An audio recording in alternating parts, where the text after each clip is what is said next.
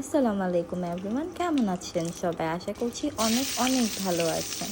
আজকে নিয়ে এলাম আপনাদের জন্য চিকেন আলু কষার রেসিপি। আমরা এভরিডে লাইফে চিকেন আলু কষা খেয়েই থাকি। এটা একটা সিম্পল রেসিপি।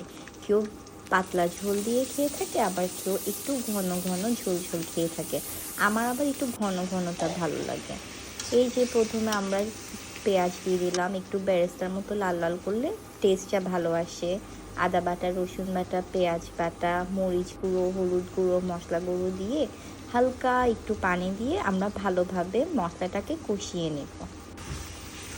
কিছুক্ষণ নাড়াচড়া করে কষিয়ে নিয়ে এটার যতক্ষণ পর্যন্ত উপরে তেল ভেসে উঠবে না ততক্ষণ পর্যন্ত আমরা এটাকে কষিয়ে নেব ভালোভাবে। এরপর আমরা একটা পেস্ট রেডি করেছি, যেখানে দিয়েছি আমরা দই, টক দই, টমেটো আর দুটো কাঁচামরিচ দিয়ে ভালো করে মিক্স করে আমরা মুরগি আর আলুটা মিক্স করে নিব। ভালো করে মিশিয়ে নিয়ে কিছুক্ষণ ঢাকনা দিয়ে আমরা এটাকে যতক্ষণ পর্যন্ত না হয়ে যায় কষিয়ে নিয়ে গরম মশলা দিয়ে আমরা প্লেটে সার্ভ করে দিব।